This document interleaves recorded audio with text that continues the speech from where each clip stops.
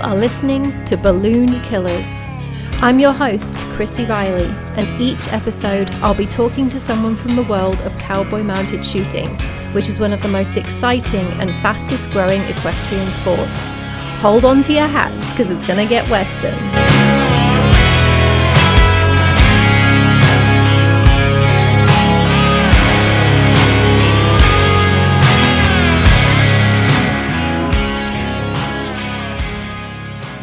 Hello, shooters! We are just flying through January. Christmas feels like a distant memory at this point, but I hope that your Januaries are off to a good start. If you're doing the Balloon Killers Challenge, please keep up the good work. I'm getting ready to hunker down this weekend. We've got a cold blast coming through, so I'll be doing the non-riding shooting activities for a couple of days at least. Friends, your girl finally did it. I finally pulled off the fourth win at level 1 and moved up to level 2 in the first weekend of January. Now, my win wasn't quite how I imagined. It wasn't this amazing day of clean, smooth shooting that I'm really proud of, but I suppose the main thing is that I got it done. And I did feel like $1 million because I was wearing this beautiful purple and turquoise skirt that was custom made by my friend Holly Gaskell, so shout out to Holly. My guest for this episode has been in mounted shooting for a very long time. Payson Peterson was the 1998 CMSA World Champion, the 2001 CMSA National Champion, a 1999 SAS Reserve World Champion, the 2009 and 2010 MSA National Men's Horsemanship Challenge Champion, the 2010 MSA Colorado and National High Point, and the 2011 Wyoming Rough Riders Guns, Cans, and Cattle Men's Champion. He was the first president of the Colorado Mounted Thunder CMSA Club that I'm a member of.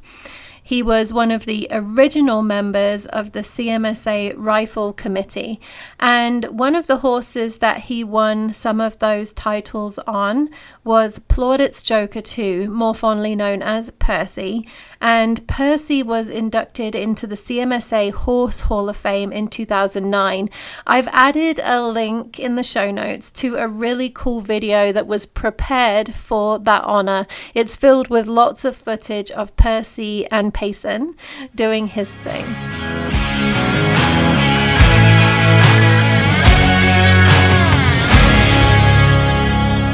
I'm super excited to interview you because I know that you have been doing this mounted shooting thing for a really long time.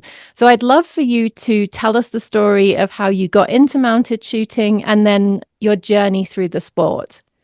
We were living in South Dakota in 97, and we're at a ranch rodeo, and the announcer that also announced some of the mounted shoots up there, which they were very just getting off the ground, but he mentioned it at the ranch rodeo, and I found out where and when it was and went and watched and videotaped for about an hour and a half, and I had another commitment at a barrel race that I had to go to in Gillette, and got home and found out who to contact and called Tom Jones and said, that looks like more fun than a person should have. And he agreed. And so he was very, very instrumental in helping me get started. And just a great mentor. And he had been in it probably for a couple of years at that point, I think. And so we went, that was in September of 97. And then there was a shoot over in Gillette, Wyoming, in November or December. And it was before the World Championships. And a few people from Wyoming were going to the World, so they wanted to warm up. And it was very cold in Gillette. We did have a small indoor barn that had heat, thankfully. But my main horse got hurt.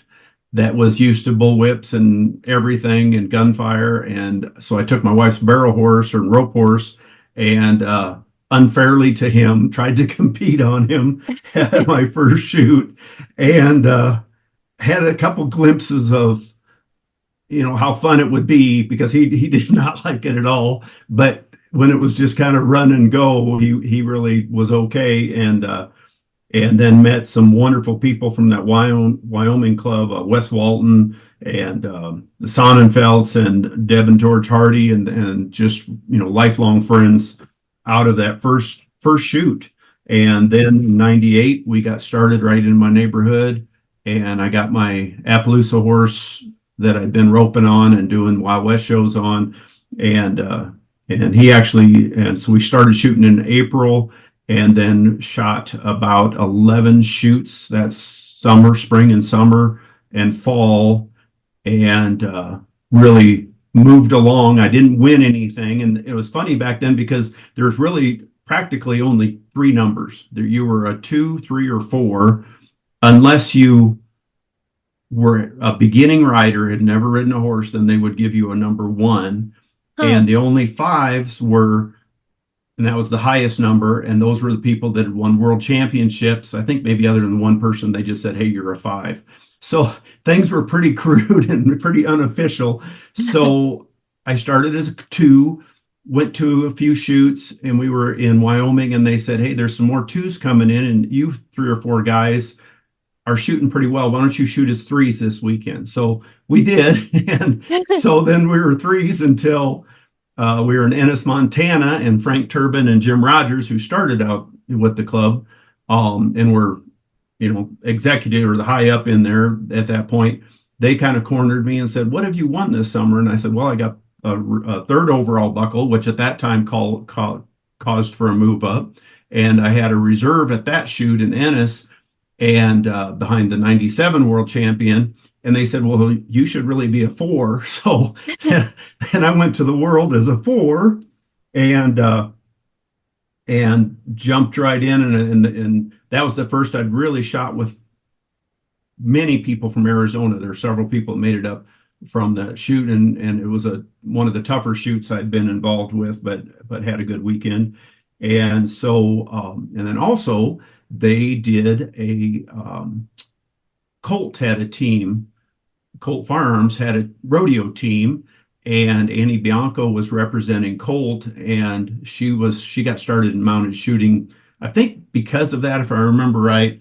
But they had an invitational shoot in Vegas at this time of year during the NFR, and it was a week before the World Championships in Arizona. And so I was blessed enough to get a invitation to that invitational shoot along with several friends from South Dakota and Wyoming. And so we went down to that invitational shoot in Las Vegas, and it was held at Michael Gaughan's arena, the fellow that owns South Point now. And it was at his personal ranch up on the north end of Las Vegas, and won the first stage of that shoot, and then went down to Arizona and to Scottsdale for the World. And we actually did a Wild West show along with that with Phil Spangenberger, who unfortunately just passed away recently. And he was very instrumental in the sport and in my growth too. But we did a Wild West show, I think at noon every day, and then we shot. And that was one of the bigger shoots to that point that CMSA had. I think in '97, the World Championships had 37 maybe. And then in '98, it was 92. So that was a big jump. And that's really when mounted shooting started growing. My number was 664 when I joined. And so there weren't a lot of mounted shooters anywhere. California and Arizona was the main group, but then they had grown up into Idaho and Montana, Wyoming, and was getting started in western South Dakota. And so went into the world as a 4, and dropped a balloon on the first day. And they had told me in Arizona, if you drop a balloon, you just well go home. But I knew there was a jackpot I had entered, and I wanted to try to push to try to get a check out of the jackpot. So I kept pushing and ended up winning the world in '98. And that was the first shoot I'd ever won. So that was a good one to win. Yeah. Wow, that's so interesting. I love hearing about how different it was back then with the levels and everything. And so as the sport grew sort of quickly and suddenly, was that when all of the rules and the rule book came into play? The rule book was very, very thin in 97. I think I still have my first rule book, but it was very thin. And yeah, so they changed quite a bit. So I would think I was part of a handful or maybe a couple more that were fives, because if you won the world, you automatically became a five. So then that was a week before Christmas in 98. And then as of January 1st, then they started counting wins. And so everybody that had sufficient wins became five. So then there was maybe 15 fives after January 1st or something like that. And a fair amount of changes. We didn't have range masters back then. We had, I think they're called safety officers. And sometimes we'd have 2 or 3 safety officers in the arena. And many times the range master, or not the range master, the match director would be in the arena, and he would kind of make the official calls. But if I was a safety officer at the other end of the arena, I would say, hey, they dropped a gun, or, there was 2 misses, not 3 misses. So the range masters weren't quite in play yet. And everybody, nobody had a shooting horse. Everybody just grabbed what horse was in their backyard. And, a lot of Arabian horses, Pasafinos, quite a few Appaloosa horses at that time.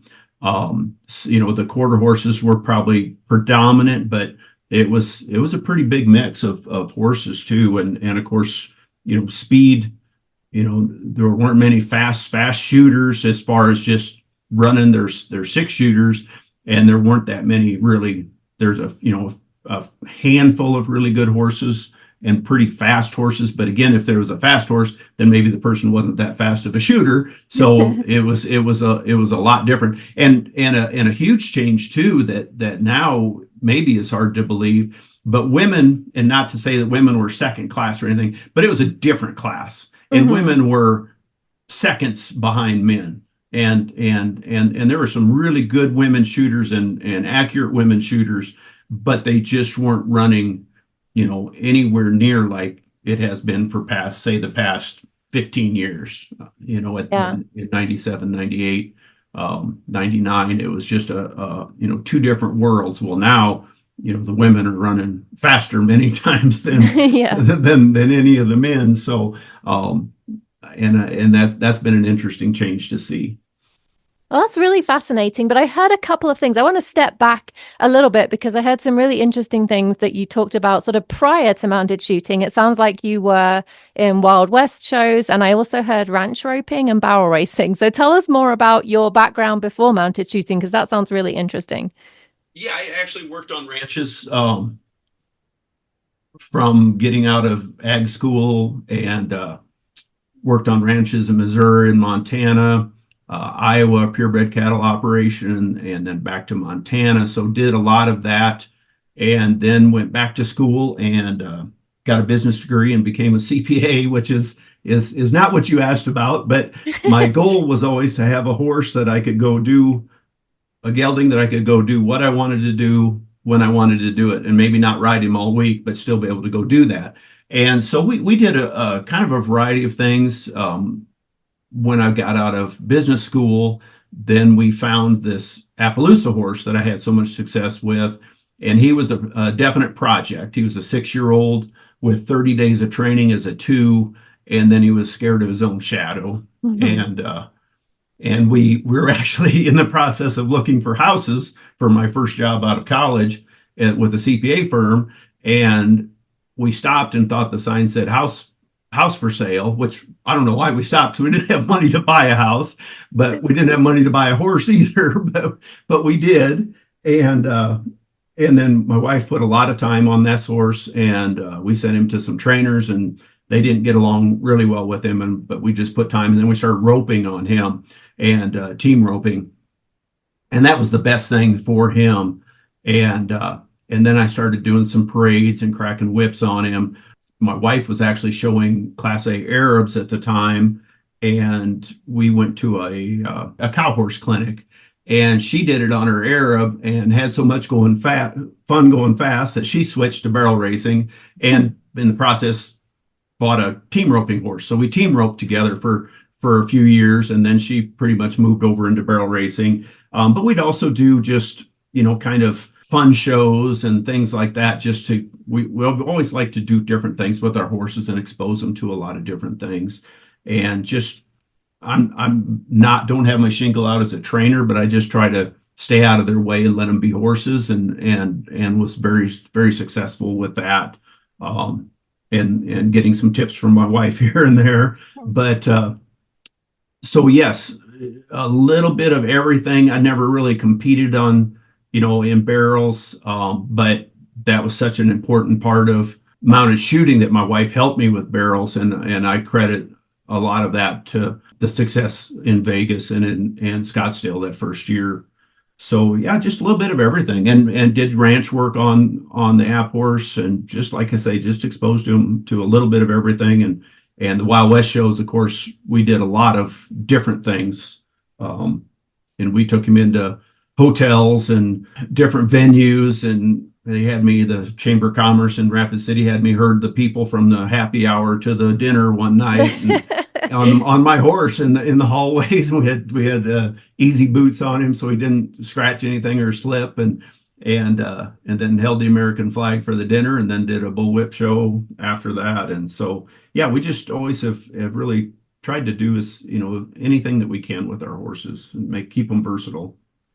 Yeah, it sounds like all of the things that you've done have prepared both your horses and you for mounted shooting and to be successful in mounted shooting. Absolutely. Absolutely. And just been blessed with some really good horses through the years. Now, I know that you still continue to support CMSA and the sport. So tell us about what you do for CMSA now. Over the past several years, I think I sold my last shooting horse 4 years ago, I believe. And even before that, I was announcing, and sometimes I was announcing and competing both in the same shoot. And so that was pretty busy. But now I am just focused on announcing. And so I've done some of the bigger shoots in Colorado, like what I call a premier shoot. They were invited back to the National Western Stock Show in Denver last January. So I announced the finals of that shoot. They had a preliminary on, I think, Tuesday, and then I went up Wednesday and announced the finals. And so usually if state and regionals is Mounted Thunder shoot, then I've been announcing those through the years. And when those were on Memorial Day, I had the great honor of presenting a pre-shoot Memorial Day service or recognition, if you will.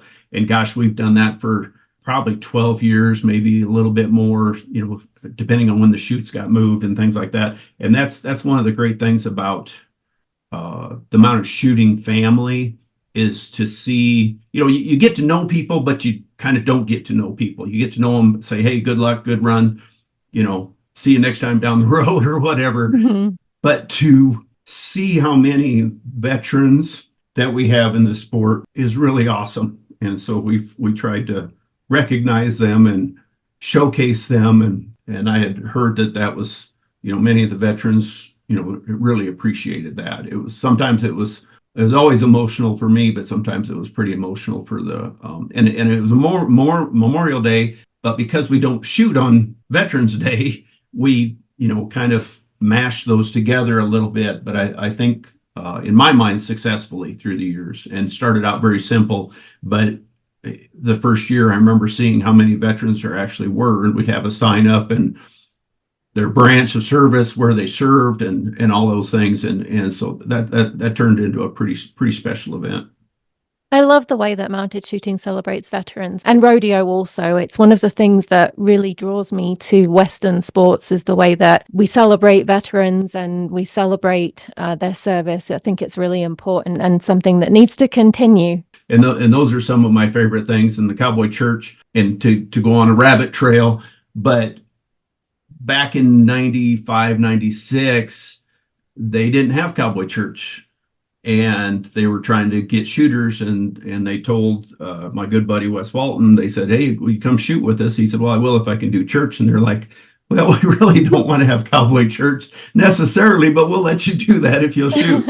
And in my mind, and I think it really changed the oh gosh, what word do I want to use? The tenor of mounted shooting. Mhm. And I think it was, again, and not to be disparaging at all, but I think it was very competitive. And I think the Cowboy Church brought in a family spiritual aspect of it and I think it made it grow quickly and made it something that was so much fun. And it was, you're pulling for your buddy and you both do the best you can. And if he or she beats you, you're just as happy as if you had won. So I think that was an important part of mounted shooting through the years. I agree. I love that moment of peace and calm at the beginning of a shoot when everyone comes together, the way that prayer brings that moment of peace and calm and sort of centering and grounding before the crazy hecticness of the day. It's one of my favorite parts of the day, actually. And I was blessed to do Cowboy Church. I kind of followed in Wes's footsteps, and somebody asked me to do a church service in Gunnison one Saturday night at supper, and I said sure. And so I did it for several years, and now it's been carried on by other people. But sometimes it was like, oh my gosh, it's Saturday night and I've got to get a sermon ready for in the morning or reading or whatever, and a little bit of pressure. But then you go do that in the morning, and like you say, that calm. And I'm like, man, shooting on Sundays, just gravy, Yeah. And that's when I've always done the best competing, is when I'm having fun and at peace, I guess would be, like you said, the best word for it. So you've been doing this sport for an awfully long time and you've given the sport so much. You must love it. So what is it that you love? And I think you've probably talked a little bit about this in some of your other answers, but anything else that you want to add about what you love about the sport?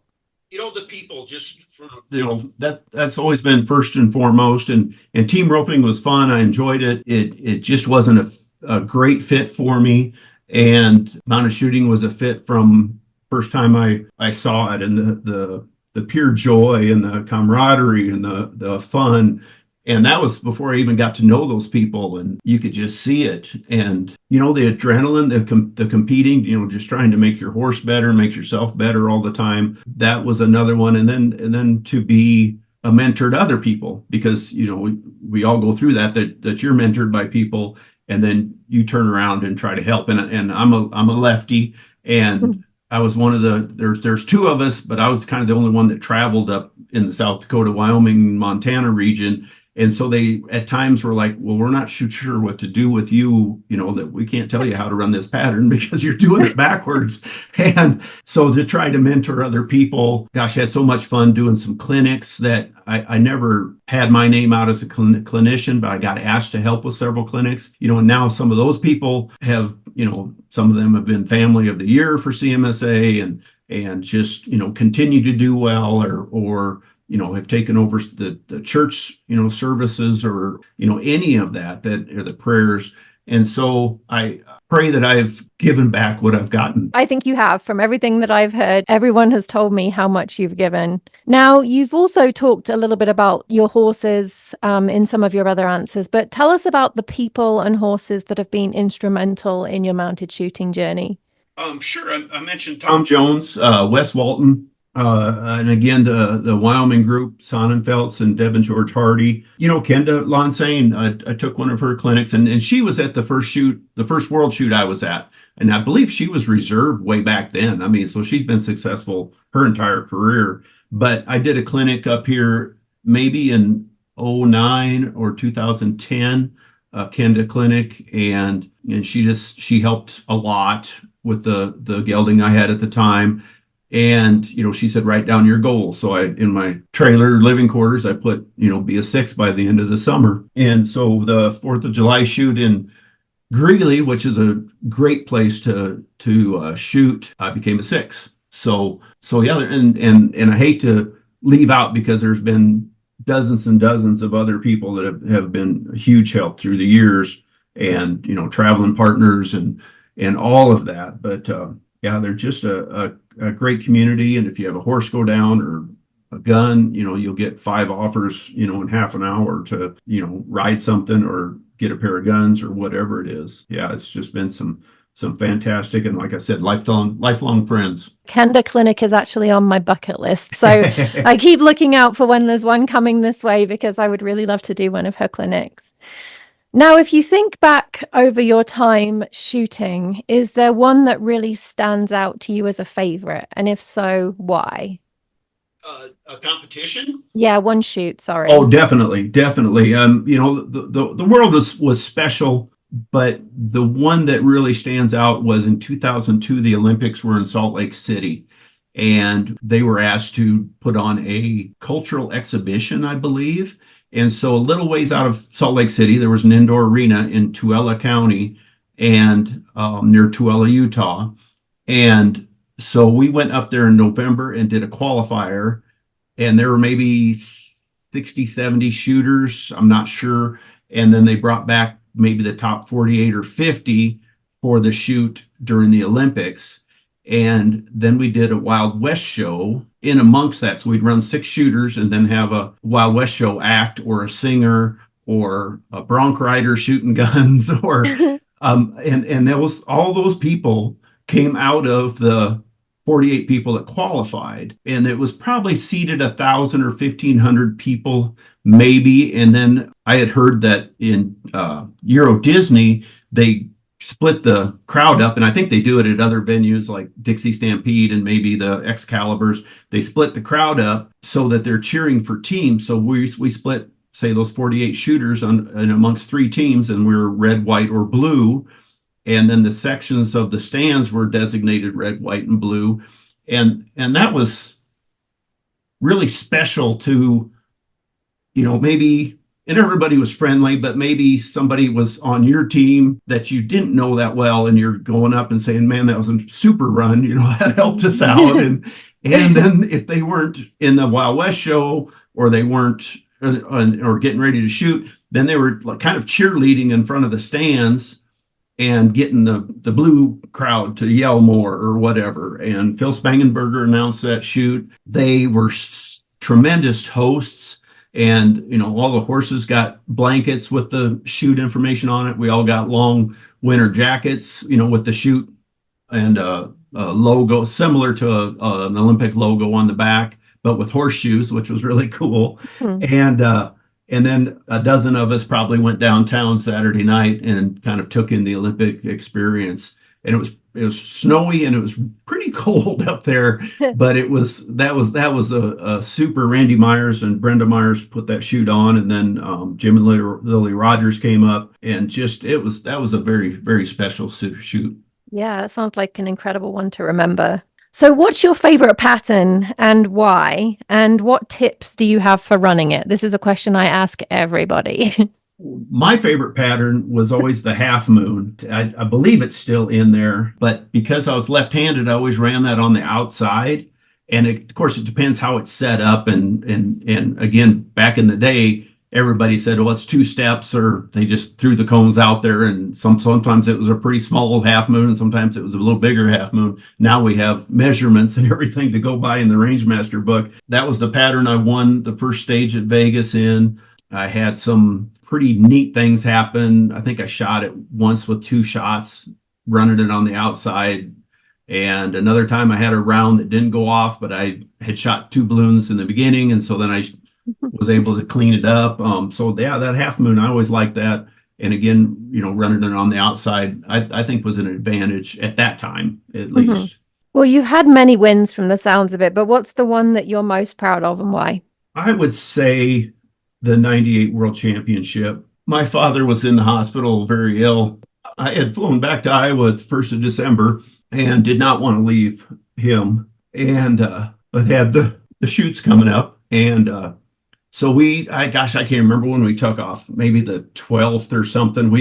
We took off for Vegas from South Dakota, and I think we did, I want to say 4,000 miles in 2 weeks. There are 3 of us in the truck. So we went to Vegas and shot, and then to the World. And I was able to call my dad from the awards banquet on a payphone. So that tells you how long ago it was. And because I told him that I dropped a balloon on Friday, and I said, it's going to be tough to make that up. And so I told him that I'd won the one, and he said, the whole thing? And I said, yep. And so I was able to get home and then go back to Iowa in January, and about a month later, and I was able to show him some video from the world, and then he passed right after that. So that's the one I'm most proud of. And he must have been incredibly proud of you as well, I'm sure.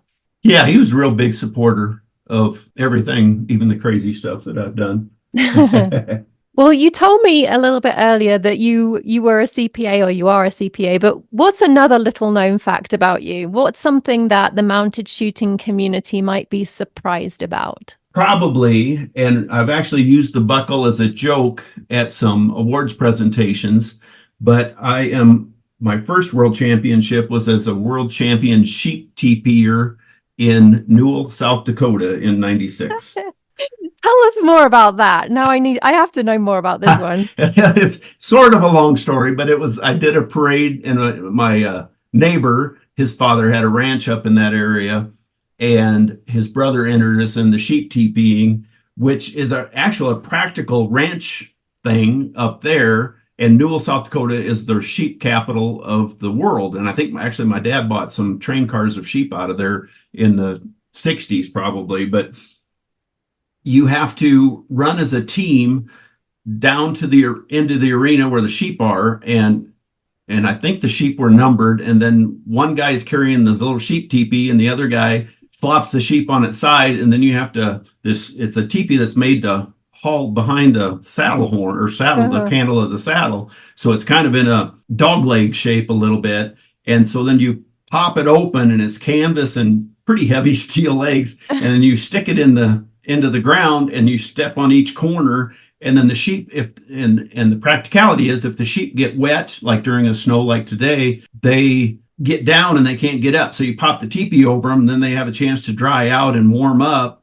And then when they're up on their feet, then they just stick their nose under the teepee and knock the teepee over, and then they're good as gold again. Mm-hmm. So then after you put the teepee over them, then you have to run back across the finish line. And my neighbor was a college football player and ran about twice as fast as I did. So we did it, and then we had to come back. I'd gone to check on my horse, and he went to get his team roping horse for the family team roping, and they called us back into the arena, and we had to do it again at 38 years old or whatever. And so we were about winded to start with, but he ran down and flopped that sheep and scattered the rest of them, and we got the teepee on him and ran back across the finish line, and we won and have the buckles to show for it. And I think we won $30 a piece or something like that. I think that takes the prize for the most fascinating little known fact that has been on this podcast. Well, what advice would you give to newer shooters? I know that there's a lot of newer shooters listening to this because they're telling me that they're listening to it. So what advice would you give to newer shooters? Not to worry about people watching you, because they're not judging you, they're supporting you. And it seemed like some women were more self-conscious about that. And I always tried to be encouraging and said, hey, they're just glad you're here. Just go do your deal. It'll come. It takes a while. We were all in the same spot when we started. I made some silly mistakes when I first started. And then the other one is just help your horse. And that continues throughout the journey, in my opinion, is just try to help your horse every day in every way that you can. And the shooting will come. And so you're trying to make your partner better every chance that you can get. The last one is just have fun. That's definitely important. I think it can be so easy to get caught up in your own head right before you're about to run, and you forget how much of a joy it is to be out there and having the privilege of doing the sport. Absolutely. What advice would you give to shooting clubs? I know you've probably shot with a lot of different clubs. What advice would you give? What have you seen that works? What should we all be doing? I would say try to get everyone involved. I think too many people don't understand how much work goes into running a shoot, let alone the club. So the more people that are involved and see it, and it's amazing to me how many people do help. To me, Mounted Thunder is one of the better clubs that way. and I have, of course, the most experience and exposure to them, but gosh, people just throw in and help really, really well.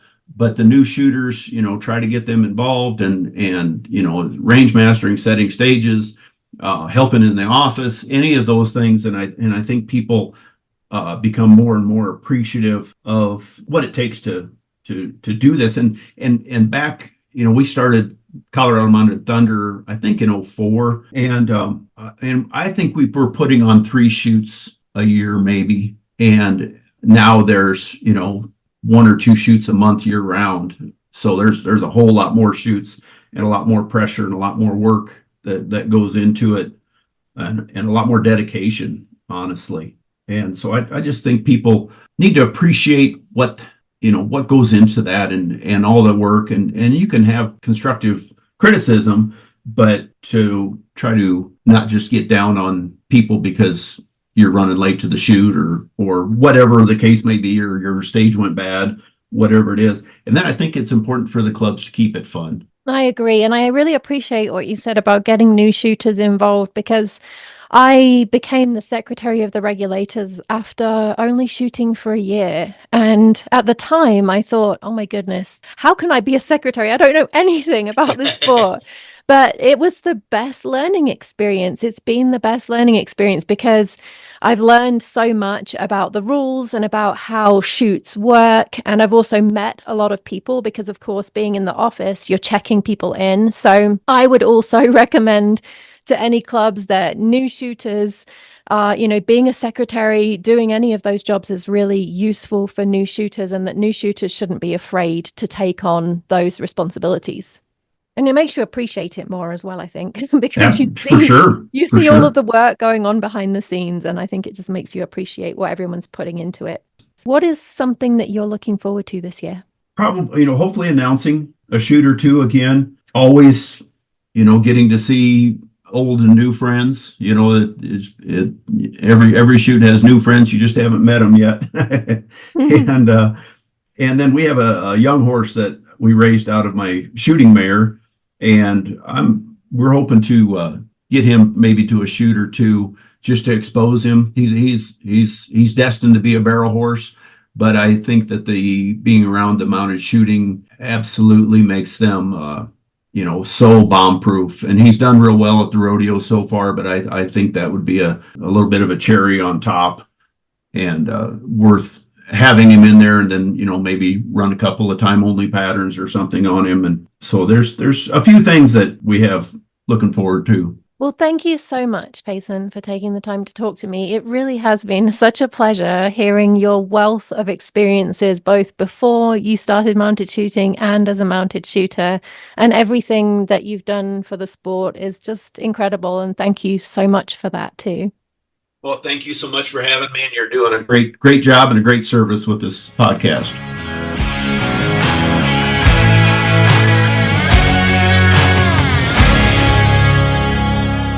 I feel so incredibly blessed to be able to talk to these amazing people in mounted shooting for this podcast.